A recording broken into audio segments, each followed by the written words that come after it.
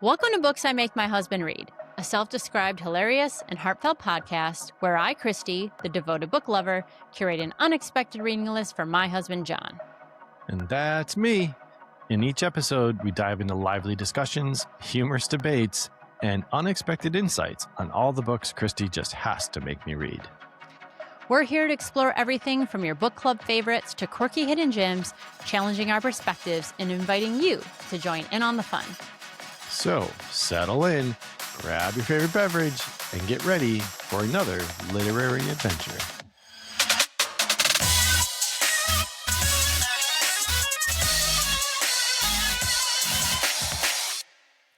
Hello, listeners, and welcome to Season 4, Episode 6 of Books I Make My Husband Read. I'm your host, Kristy.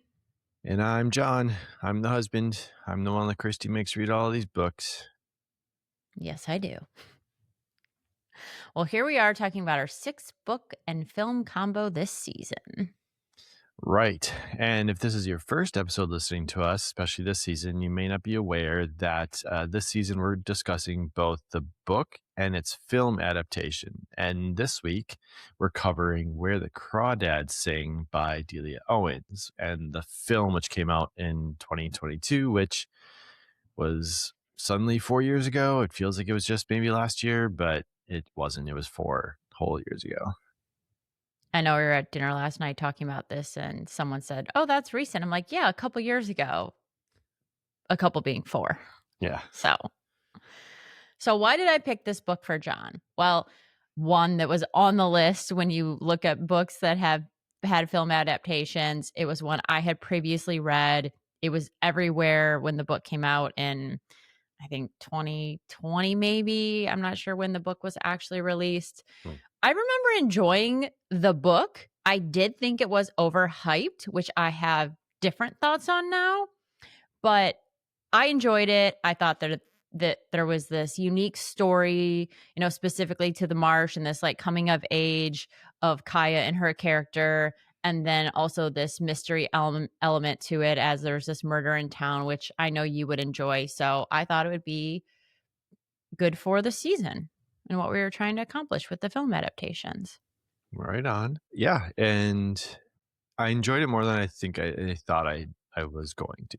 I'll just say that for the transition. We'll leave the rest for later after the swoosh. Before we get into our full convo, though, we want to let all of you know that we have one more book for this season, and it's the most exciting book, or I should say the book we've been most excited about, I think, this whole season, and that is Project Hail Mary by Andy Weir, which the film is out now. And then we'll have one more episode, but that'll be our season recap episode where we kind of like cover all the highlights and funny moments and things like that from the season. So one more book, one more recap episode, and then we'll take a break and come back late summer. Yes. And as you mentioned, I feel like Scarlett Johansson's character, Black Widow, in Endgame, when she's like, all I've been doing is trying to get to this moment. That's how I feel about the season. Like, all I've been doing is trying to get to episode 7 so we can read and watch Project Hail Mary, because I've had this book on my list for a while, but when this idea percolated in my head, well, one, I knew I wanted to be a book on the podcast. I knew it was one, or I thought it was one that you would enjoy. So I knew I had it in my head for a while that this was going to be a book we were going to do, but I also knew there was an upcoming film, and I typically like to watch and read close together, so it's kind of fresh in my mind. Knowing this one wasn't released till March, we knew we had to align it with the release. Well, with the release of the movie. So we couldn't have done it early on because the movie wasn't out yet. So we had to literally wait till our last episode to do this one, which means I had to wait to read it based on, when we're recording. And I just been trying to get to this moment. And here we are. Yes. We are finally almost there. Yeah. And I also had this thought that I don't know, because ever since the pandemic, I don't know if other people feel this way. You and I used to see a lot of films, and we don't do that anymore. Like, how long do films stay at the theaters now? I mean, is this going to be there for a few weeks? Because we're not going to miss it, are we? I Does it hope go not. right to does it go right to streaming after at I least don't theater? Is there I don't think know. so. Yeah, I don't think so. I think we need to read quickly. Okay. All right. Well, we've got 2 weeks. Yeah.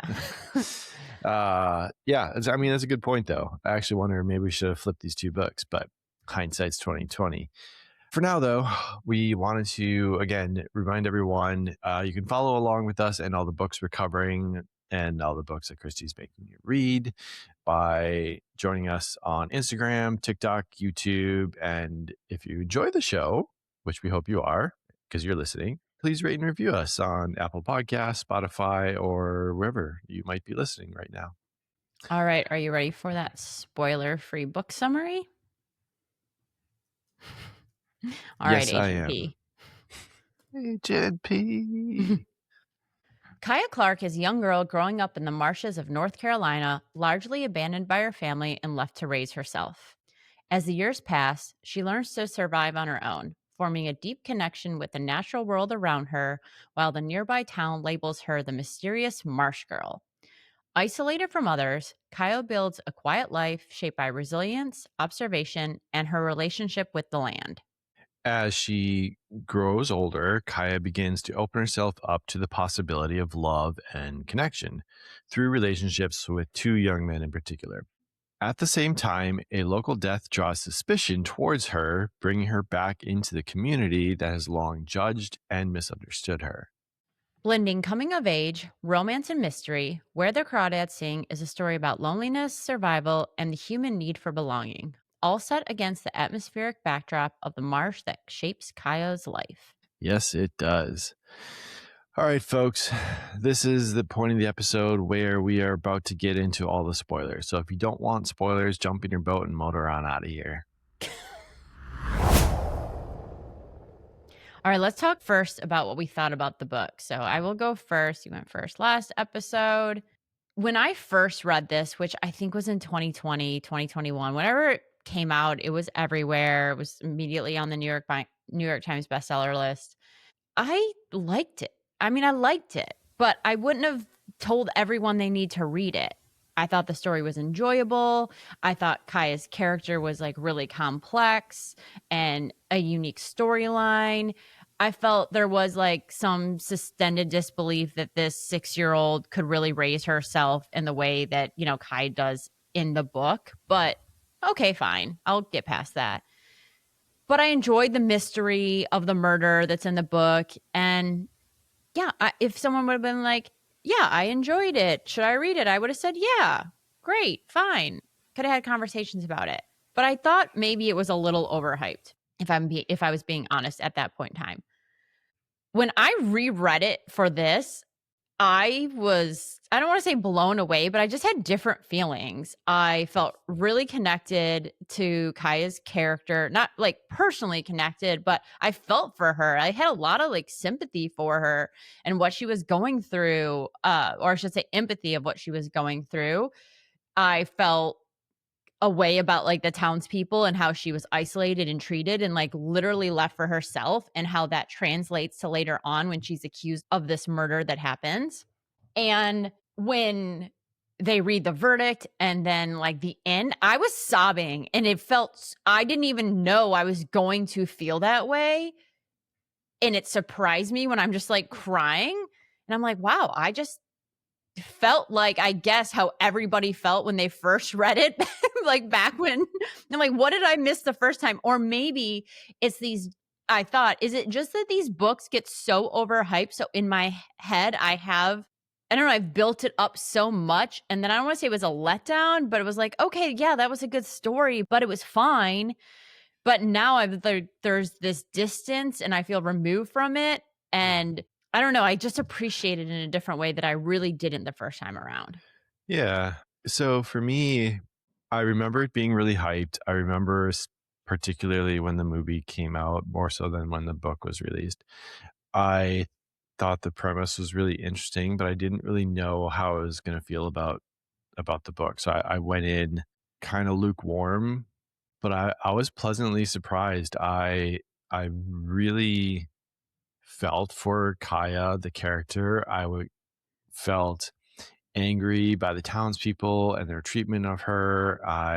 It just really resonated. It resonated a lot more than I thought it was going to. And even like the characters Tate and Chase, which I know we'll get into, and found myself like trying to piece together who done it. Like you've scorned me from all of this reading that you've had me do. I Scorn. can't, That's I not the right can't, word. I can't just read a book and be like, enjoy it. I have to be like, ooh, who did it? Ooh, there was a clue. Ooh, there was a clue. I mean, most writers write with intention, so those They little do. nuggets, you gotta follow the breadcrumbs. Oh, nuggets. Yes. So I really enjoyed it. And then given our track record for the rest of the season, I really didn't know how the film was going to live up. Oh, yeah, that's Um, true. but we'll get to that. So I was pleasantly surprised by that one, actually. So those are kind of my general thoughts. I really enjoyed it. So let's get into the questions and we can kind of dig in a little bit more. All right, so we've already kind of touched on this a little bit with our recaps, or how we felt about the book. But did you find Kaya to be a sympathetic character from the beginning, or did your feelings about her change over time as you were reading the book? Yeah, absolutely sympathetic. From the very first pages, listening about her family life and dynamic and the abusive father and how everyone just left her. Hmm. And you get a little bit more sympathy, at least for the mom later on in the book on why she left.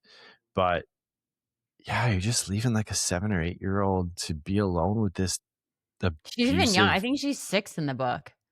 And it was just like, what? And Yeah. then, of course, he's a drunk, so he's not going to take care of her. So she has to fend for herself. And she watched her mother, so she tried her best. I thought the book did an excellent job of describing like her trying to figure out how to survive by replicating what she saw her mom do. Like, Yeah. okay, pour grits into a pan. Oh shit, I burned them, or whatever. Like they clumped together, and I thought the book did a really good job of laying down that she didn't just suddenly figure this stuff out. Like she Right. struggled with it in the beginning, Because she and also doesn't then know how to read. So she's right, completely just going from what she's seen her mom do. yeah, So she yeah, couldn't even like look up a recipe book if she had the knowing at that young age to do that.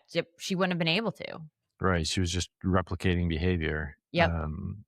conditioning herself, I guess, to some degree. Um, Which I think, sorry, we're not gonna, this is like a later question, but also speaks to the story being rooted in nature, and that is what other creatures do. Like they replicate each other. That's how creatures learn from each other. right, right. They can't read. Right. And then as she got older and trying to figure out life, trying to figure out becoming a woman and what all of that meant, I just, and having to figure it all out on her own. And yes, she had Jumpin and Mabel, but not daily, right? Like they were touch points. And not in a way that a mother and father, look over and raise a child. Right, right. So yes, she was 100% a sympathetic character in the beginning, and didn't really change over time. It pretty much lasted through the entire book of just everything she was going through and everything she basically had to go through on her own. I agree. I felt really protective over her. I felt horrible for her. I just couldn't even imagine. I would have been dead. Oh, Like, yeah, me too. I I would have mean, been dead. I mean, from the very beginning, when she steps on the rusty nail and oh she yeah, realized like she needs a tetanus shot, but she obviously can't get one, and I would have just died from that. The story would have been very short. So I did. I felt protective over her. I think that you're right. She's really easy to sympathize with from the very beginning when all these things start happening to her. And, you see the abuse, you see her mom and then her brothers and sisters start one by one leaving. And then Jody leaves. And her dad, she's left there with her dad. And then she's completely abandoned and forced to survive on her own. And then you see her resilience and just independence start to take shape, and she feels like something, or she feels like someone you're naturally rooting for. And then as the story progresses, I just feel like you develop this relationship with her, you watch her grow, you see her make some, probably bad choices that are rooted in her not having a, traditional upbringing or raising of any kind. Yeah, just being She's, naive and all those yeah, things. Yeah. being naive and really allowing nature to raise her in a way, and I think that takes shape with some of the way she makes choices about both Tate and Chase. And then I think when you look at the ending, that adds a layer of complexity that I think maybe causes some readers to reevaluate her character, and then some readers to maybe feel more connected with her. Yeah, that's fair. All right. So, how did Kaya's isolation shape the person she became? Do you think she would have been different if she had grown up in a more supportive environment? I mean, probably. I mean, we'd all be different if we grew up in a different environment, I guess, to be Yeah, fair. right. Yeah. So, yeah, I guess I'm not really sure how to answer this question besides like, yes, I'm sure she would have been different. I think if she would have found friendships at her age, if she wouldn't have been scorned and shunned, out to the outcast, if she would have actually learned how to be loved Um, and let that let those feelings in and understand them. And yeah, but also like at the same time, her journey led her to be this renowned author and scientist, and I don't think that would have taken the same shape if she would have not been so immersed in nature and grown up in the march and been shunned by society the way she was. So Very fair. She probably would have found herself in a very similar situation to her mother, like yeah, for all like intents and reasoning. purposes, yeah, Yeah. yeah, Yeah. Yeah, I think that the isolation specifically shapes every part of who she ends up becoming. I mean, she learned survival, observation, emotional resilience, like from the marsh, as opposed to people. Like those are things that most people, or I would say almost everyone, learns from other people. But all Kaya had was the marsh. So she had nature, she had the animals that live there, and the way that the biosphere interacts, with each other. I don't even know if that's the right word, but while she learned some like really good skills there, at the same time, like the isolation specifically makes it really difficult for her to trust other people, to navigate relationships, to know what is normal in relationships. I mean, the only other interaction she's really had was as a 6-year-old with her mother and her siblings and her dad, and then she has these two relationships with these two young men in the book, and those are vastly different. She doesn't know how to navigate those. So I do think if she grows up in a more supportive environment, she'd be more socially confident. I mean, at least somewhat. yeah, But she'd also, like you said, she wouldn't have developed the independence and the connection to nature that led to her being this author, that led to her being, this expert on the marsh that we see her grow into. yeah, yeah. So the story alternates between Kaya's childhood and the murder investigation. Did this structure work for you? Did it build suspense effectively? I liked the structure. I was excited that it was going back and forth. I don't think the future pieces, when it jumped to the investigation, I was getting enough pieces to like Follow the keep me breadcrumbs? follow or like keep me interested in that. I was like, take me back Oh, to the past. Like, I see. let me follow the story that way and kind of develop. So in the premise of it, I enjoyed of like, okay, these two timelines are going to ultimately meet together. But I was just enjoying the historical timeline or whatever you want to call it so much more than like these little moments of the sheriff and the investigation that I was like, stop, just get out of the way. Like, let me, we'll I get don't to it care about when it this. gets to be 1969 or whatever it was. Like, we'll get there when we So get you there. just wanted the story to be told in order. Yeah, basically, I was like, I want I the wasn't getting timeline. enough. Yeah, I don't want to jump back and forth. yeah. So it could have been. I think that could have been executed maybe a little bit better. But in general, I I enjoyed the alternating timelines. I like that kind of storytelling. I don't know if it built any suspense for me in any way. I think I was trying to figure it out. I mean, for most of the book, I thought for sure that like it was going to be Tate and Mm. um that had done to protect her. You know, the clues of like his father saying the something to the effect of like a good man or a true man like cries in the open and Yeah. does whatever it can to protect a woman or whatever, something like that. And so I was like, okay, I could see him like doing that, especially if he Also, finds out what what dad is chased saying it. that in the 1950s? I'm sorry. Well, there had to be a couple, otherwise we'd all be fucked up yet. Aren't we? uh, I mean, it's still so not normalized, 70 years from now. yeah, no, but I mean, yeah, there are obviously pockets of those people, but yes, I see your point. Definitely an odd man out, which maybe is meant to sort of make a connection of like with Kaya too. She was sort of an odd one out Yeah. of society. So anyway, Or it could speak uh, to why Tate is who he is because he did have this father who thought that.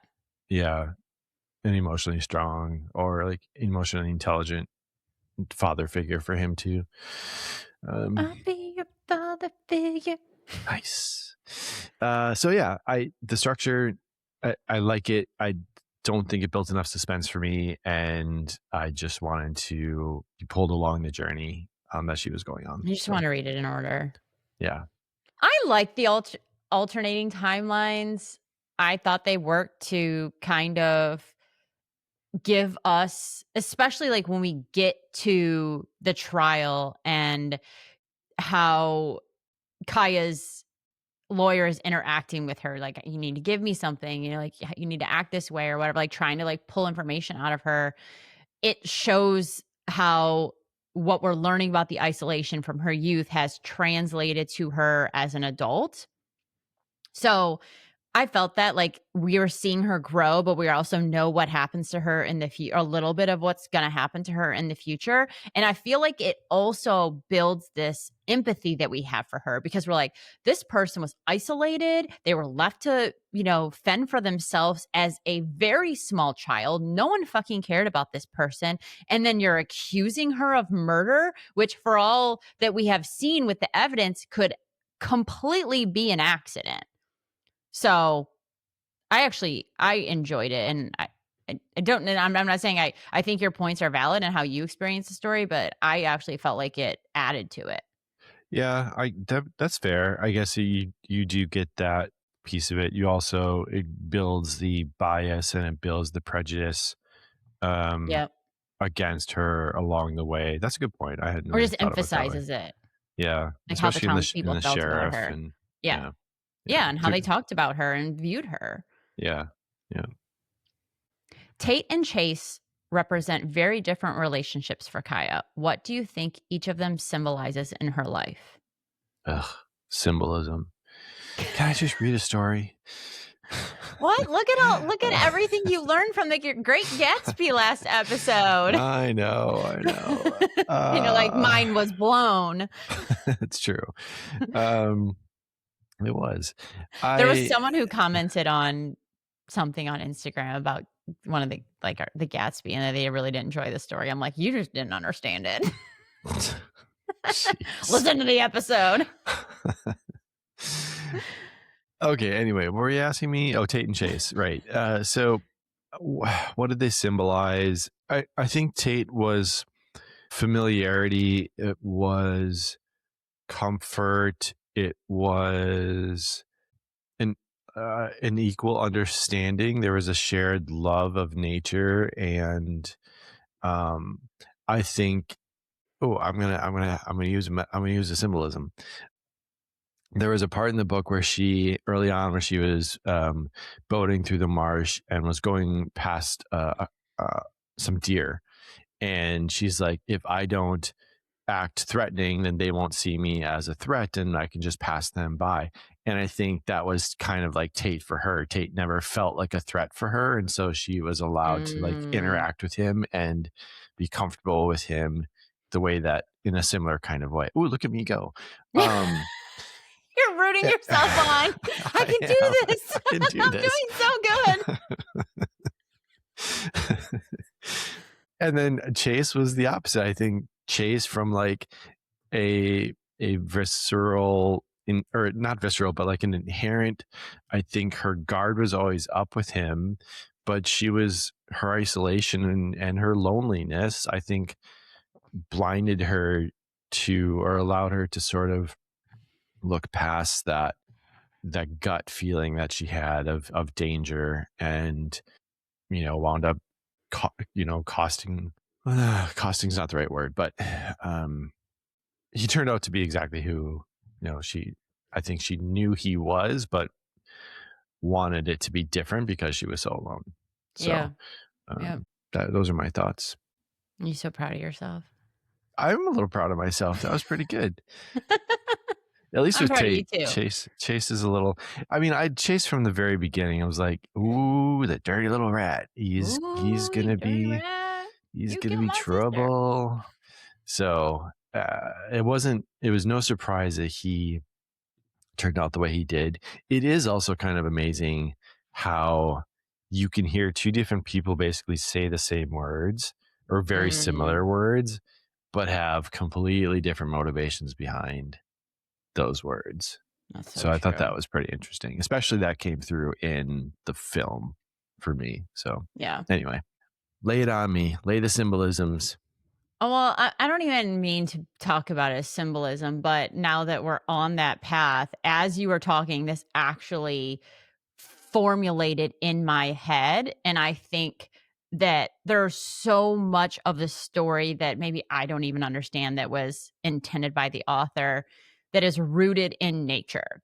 And so if you think about these two characters and their relationship to Kaya and how they shaped her, but also think about that as it relates to nature, I think that Tate is like, I am one with nature. You know what I mean? He shows her how to survive there. He's shows her how to grow and really thrive. And that comes about with like teaching her to read and write and like Mm.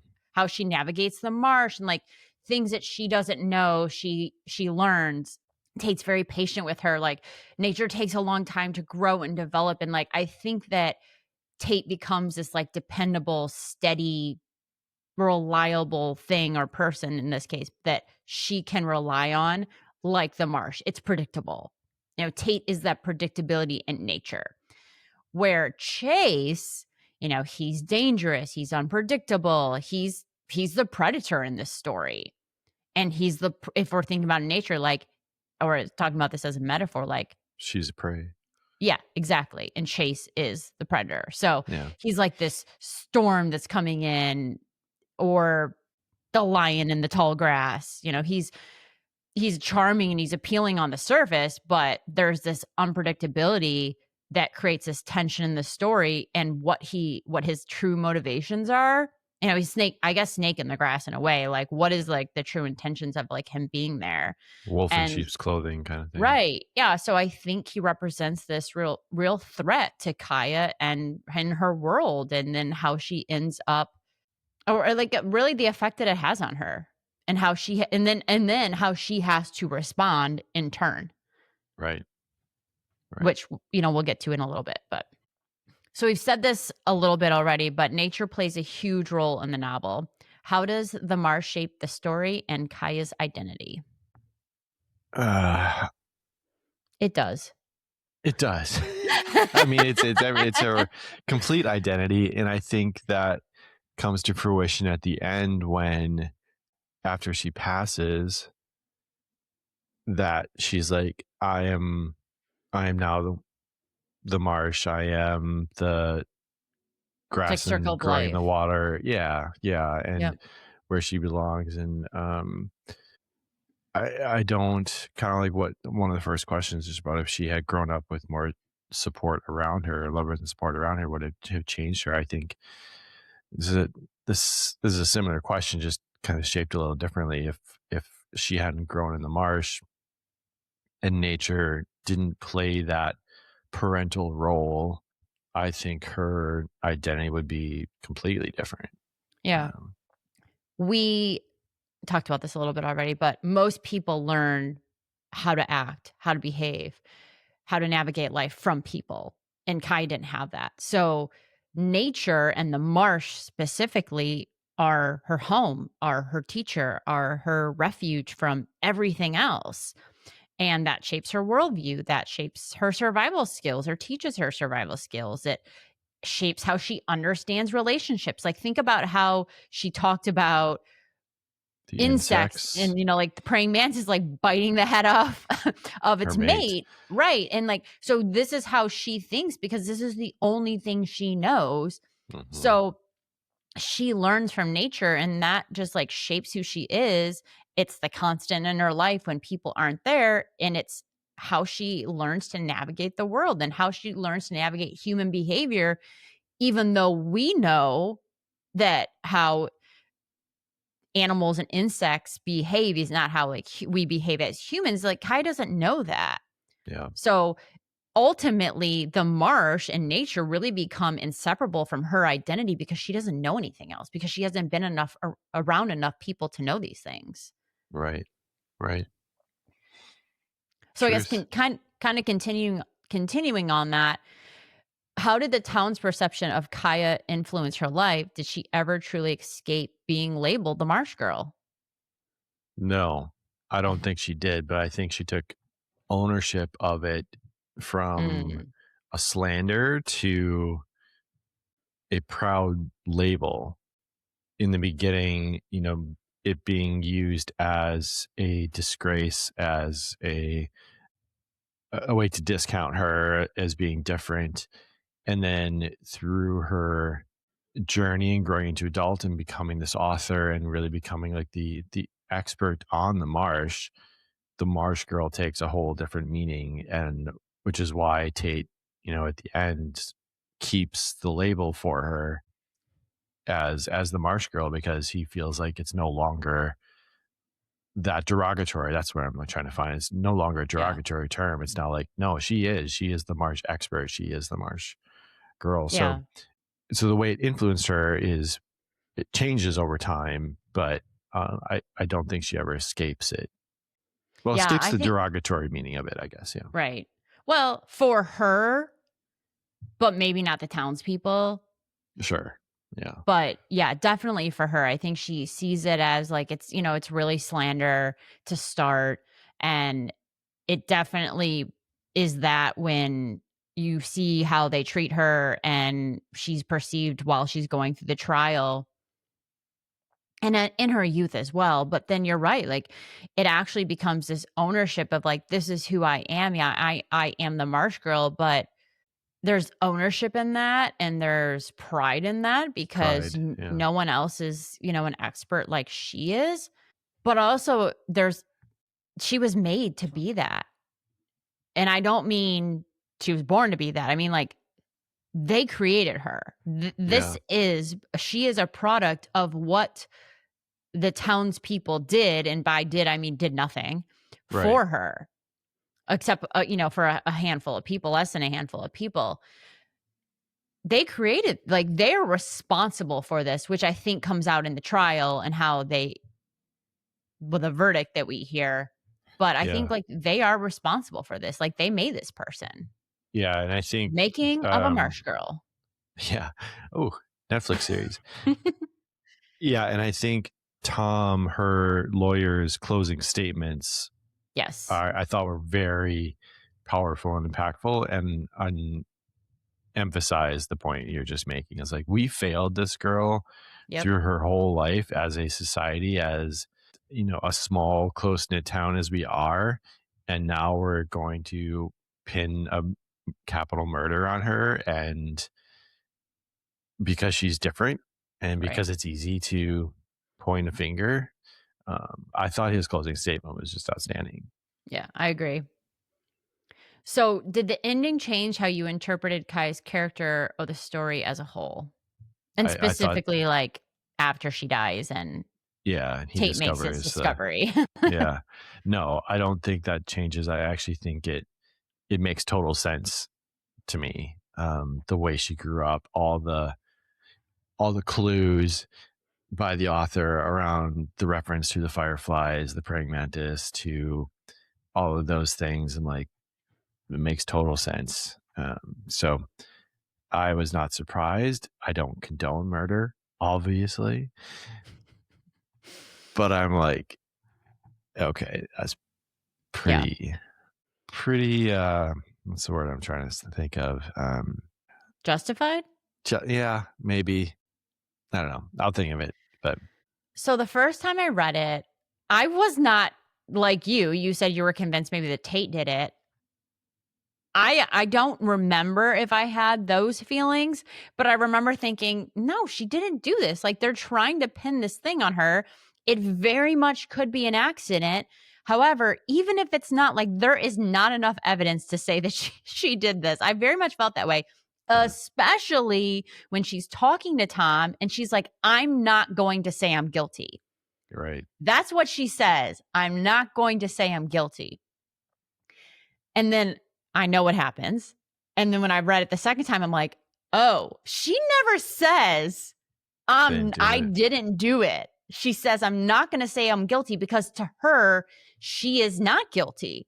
Right. She is justified It's in nature's her way. actions because she has learned how to behave from nature. And in nature, you cannot live wondering every day if you're going to be prey, if you're going to survive, like all those things. Like as a animal thing in nature, a living thing that's not a human being in nature, like you adapt, you make changes, you evolve. That is what Kaya did. Survived. She survived. Yeah. And that was her instincts because she's learning it from nature, not from Yeah. human behavior or laws, really.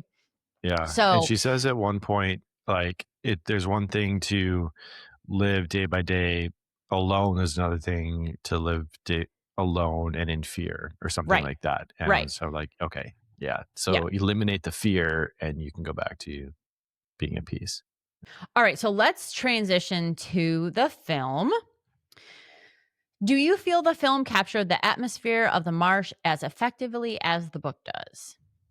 Mm, I think it did pretty good. I think the way I pictured it in my head, it was, I'll say, like a little more rundown, or not condensed, but like dense. So meaning that like the shack in the movie I thought was actually pretty well built and like maintained yet. I had in my head it was probably a little more rickety. Oh, Um totally. I mean, and I think that they had a pump for water, and I don't remember that being a part of, of the book, me yeah. either. Yeah. I was like, there was an outhouse, there was no electricity, there was no running water. Like, that's Yeah. how I thought of it. Yeah.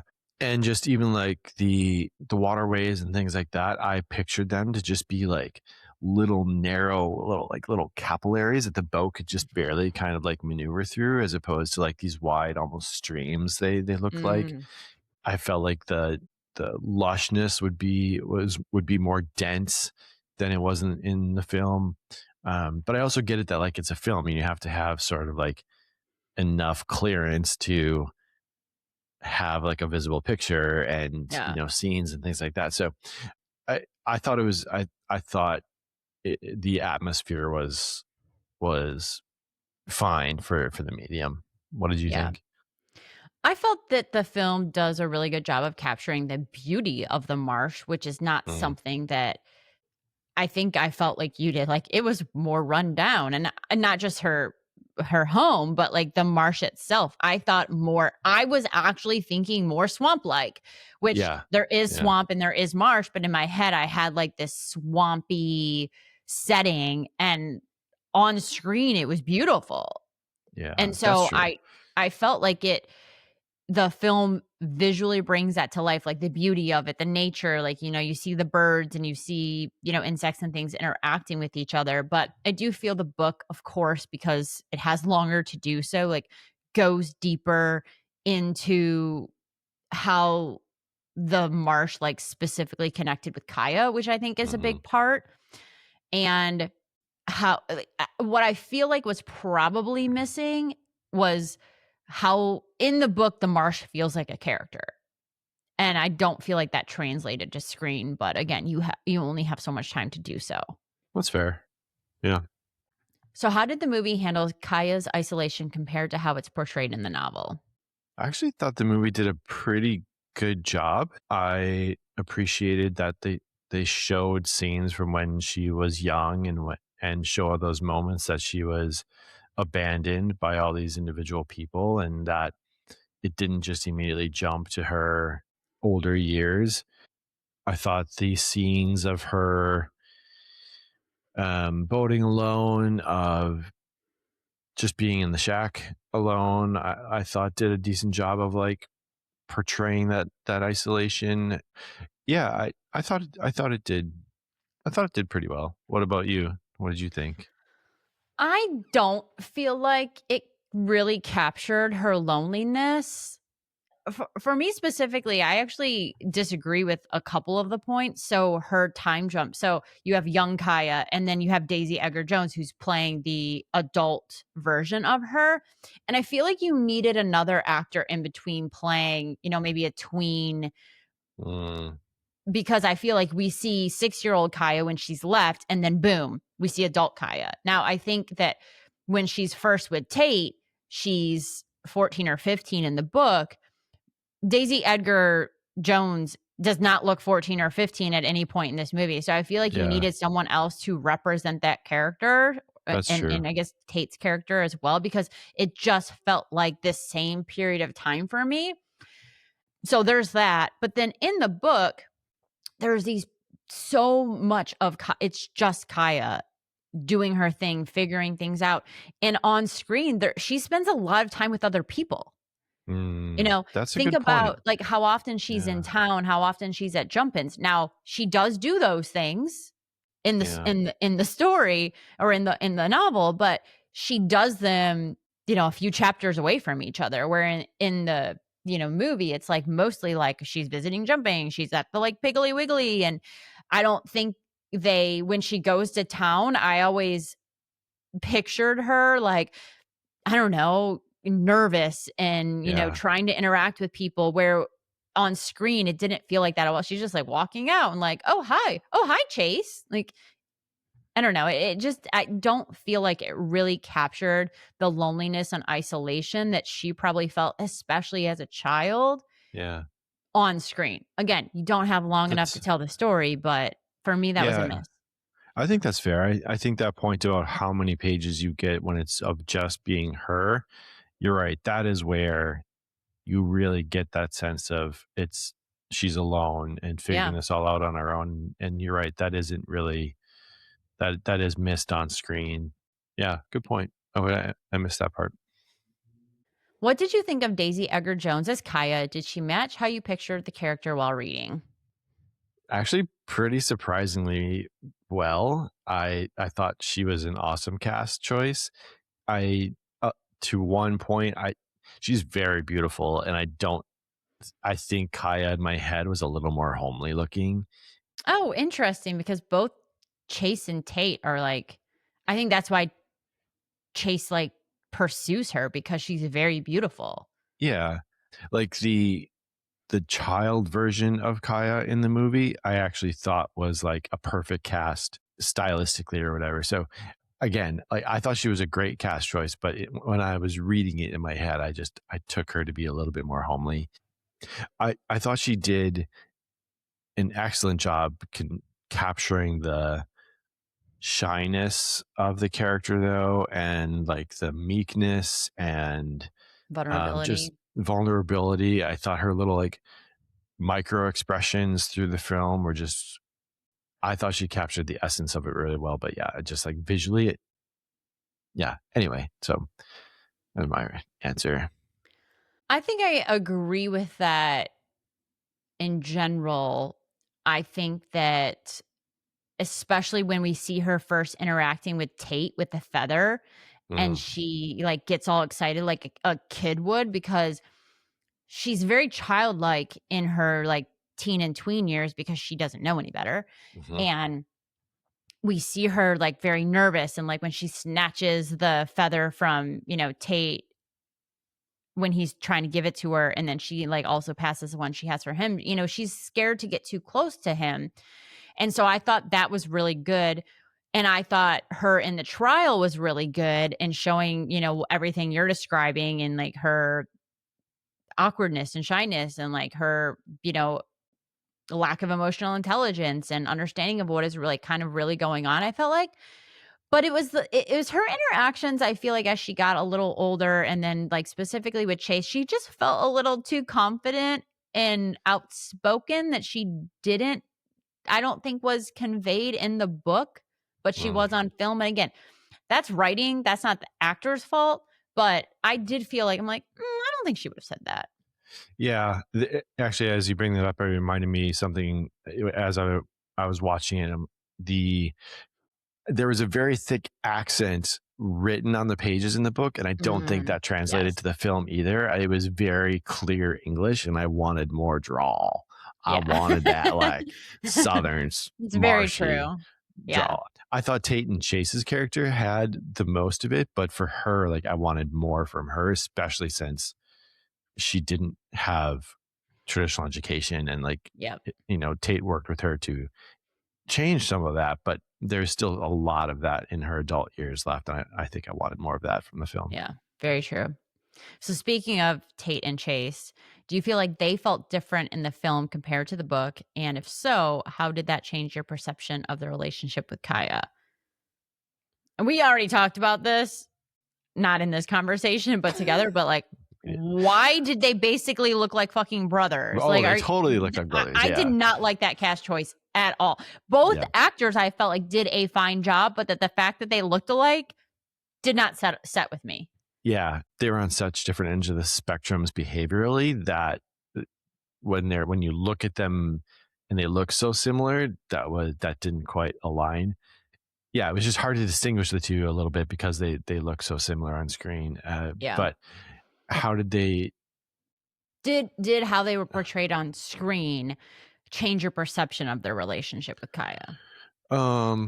No, not really. And I think one of the things that struck me while watching the film, especially, was how two people can say very similar things but have very different motivations and meanings behind them. And I think that really came through with Chase's character in the film, of just like saying how he's gonna, when they get married, he's talking about all his future stuff and how he keeps apologizing and blah blah blah blah blah. And it's just slick with snake oil, and where Tate's is, you can see it. You could see it in his eyes in the film too, how genuine he was when he was saying the same words as opposed to when Chase was saying those words. So Yeah.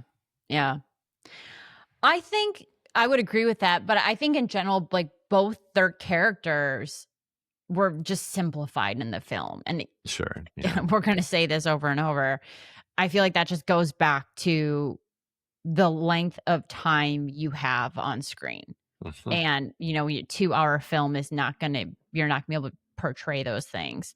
I think Tate still comes across as kind. He still comes across as supportive. He still comes across as like really caring and loving Kaya, but it just feels condensed. Like, we just don't get enough of him and their relationship and how they grew up together in a way, in yeah, their teens, and then what it really meant when he left. And also, like, the one thing I actually feel the film failed at is the length of time between when he goes away and then she actually starts her relationship with Chase, and the loneliness and despair and disappointment she felt when when Tate left her. yeah, And then meanwhile, Chase feels less complex, like you're kind of saying, like, yeah, he's selling snake oil, but I feel like maybe if we didn't know that from the book, I wouldn't have felt that completely on screen. I might have felt like, oh, maybe he actually like really does care for her. But in the book, like, I feel like we get that he really doesn't, that something else is going on there. So I felt like they were portrayed more straightforward on screen, where they're like really complex in the book, and it gives like nuance to how Kai is experiencing both of those relationships in a way that I don't know, again, it just I'm not saying it translated poorly, but it just didn't have the same effect as it did in the novel. I would agree. I would agree with that. Do you feel the ending landed the same way emotionally in the film as it did in the book? I think so. And I say that because I did in the film as we were watching it, like felt a little constriction in my throat, you know. So I'm like, okay, there's a little emotion happening there, and I think that speaks to, despite our issues with her, with Daisy Edgar-Jones being cast for the full spectrum of her age, I think it speaks to her performance, and that we were still able to connect and have this like sympathy with her and understanding of how isolated she was and how she was treated, and how this was a win really for her, and a sort of acceptance in a certain way, and then the very end when Tate finds the reality in the poem and the necklace, I thought I did. I thought it landed very similar for me. Yeah. You had a few tears sitting next to me when Oh, we were yeah. watching, so When I assume you were the same. I thought 2 parts. You've already talked about one is the which I thought was good in the book, and I thought was also good on screen, is the actor who played Tom, her lawyer, did a really good job at closing arguments and Yeah. making the townspeople feel like, "You did this." Like, I actually feel like he was saying, "Whether she did it or whether she didn't, this is your fault. Mm. And are you going to keep punishing her for what you created?" Yeah. There was that scene in the movie, and it was in the book too. I don't remember if they were in the same spots or delivered the same way, but in the movie, Tom was saying, I understand why you hate them. And she's like, I never hated them.